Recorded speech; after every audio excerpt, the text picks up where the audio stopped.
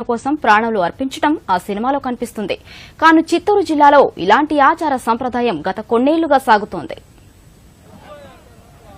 పుష్కర కాలం అంటే 12 ఏళ్లకు ఒకసారి జరుపుకునే సాంప్రదాయం చిత్తూరు జిల్లా కుప్పం నియోజకవర్గంలోని జరుగు గ్రామంలో కురబ వంశస్థులకు ఉంది.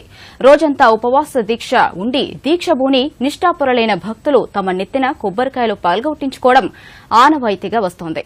జరుగు గ్రామంలో దీన్నే పావడంపై టెంకాయలు నడపడం అంటారు. ఉపవాస దీక్షలో ఉండి తమ నెత్తిన కొబ్బరికాయల్ని పగలగొట్టించుకోవడం ఎంతో భక్తితో నిర్వహిస్తారు. లింగాయతులనే కురబ ప్రజలు పూజారులు భక్తితో ఈ క్రతువును నిర్వహిస్తారు. ముందుగా ఆదిశంకరుని వాహనమైన బసవేశ్వరునికి పూజలు చేసి దాని తలపై మొదటి కొబ్బరికాయను పగలగొడతారు. ఆ తర్వాతనే భక్తుల తలపై ఉపవాస దీక్షలో ఉన్నవారిపై కొబ్బరికాయలు పగలగొట్టించుకుని మొక్కులు చెల్లించుకుంటారు. సీఎం చంద్రబాబు నాయుడు ప్రాతినిధ్యం వహిస్తున్న కుప్పం నియోజకవర్గం పరిధిలోని జరుగు గ్రామంలో కురబ జాతర జరిగింది. రాష్ట ఎక్సైజ్ శాఖ మంత్రి కొల్లు రవీంద్ర ప్రత్యేకంగా ఈ వేడుకల్లో పాల్గొన్నారు.